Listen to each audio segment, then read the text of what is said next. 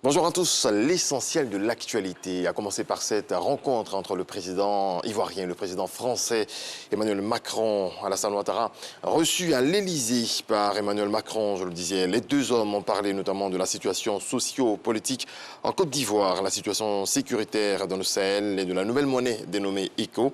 Avant son entretien suivi d'un dîner avec son homologue français, le chef de l'État ivoirien a échangé hier avec le ministre français de l'Europe et des Affaires étrangères, Jean-Yves Le Drian. Dernier jour de campagne aujourd'hui pour les législatives 2021. Le scrutin aura lieu le 6 mars prochain pour le renouvellement des 255 membres de l'Assemblée nationale du Côte d'Ivoire.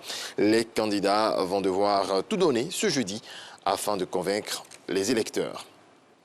À présent, je vous fais un point rapide de la pandémie à Covid-19 en Côte d'Ivoire. Le ministère de la Santé et de l'Hygiène publique a enregistré ce mercredi 3 mars 2021 356 nouveaux cas de Covid-19 sur 2301 échantillons prélevés, soit 15,5% de cas positifs, 171 guéris et un nouveau décès.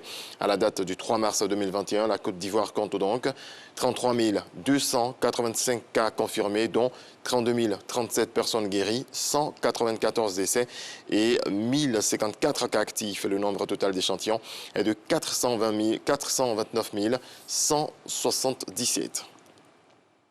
2000 kits alimentaires et d'hygiène remis aux familles démunies.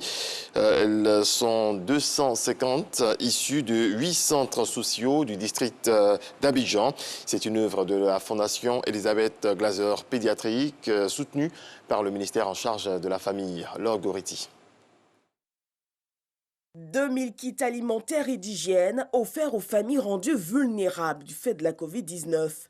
Le don est de la Fondation Elisabeth Glaser Pédiatrique en partenariat avec le ministère de la Femme, de la Famille et de l'Enfant. Pour le lancement de l'opération, 250 familles de la commune de Port-Bouët bénéficient des dons. Avec la Covid, nous nous sommes rendus compte qu'il y avait beaucoup de populations qui souffraient parce qu'elles n'arrivent pas à manger. Parce que la plupart de ces populations vulnérables, ayant des ressources financières vraiment réduites, n'arrivaient pas à se nourrir.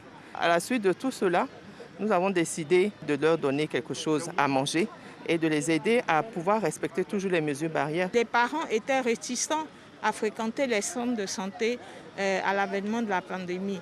Et il était important pour nous, pour pouvoir lever un tant soit peu cette frayeur des parents en apportant également notre contribution à cette lutte contre la pandémie à coronavirus. Les kits composés de savon, javel, seaux de lavage de mains, pâtes alimentaires et huile viennent soulager les populations et leur permettre de lutter contre la maladie.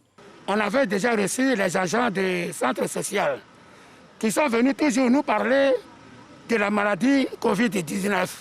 Mais c'était avec la parole. Mais aujourd'hui, on voit que cette parole a été accompagnée d'un matériel. Donc aujourd'hui, on est très content.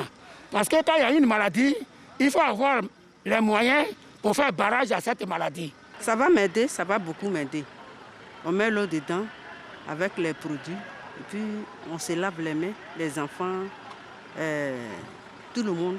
D'une valeur totale de 27 millions de francs CFA, ces 2000 kits seront repartis dans les 8 centres sociaux du district d'Abidjan.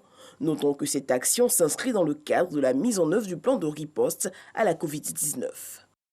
Voilà, c'est sur ce reportage de Laure Goretti, commenté par Alexis Ouedraogo, que nous mettons un terme à cette édition. Merci de nous avoir suivis. Merci aussi à vous.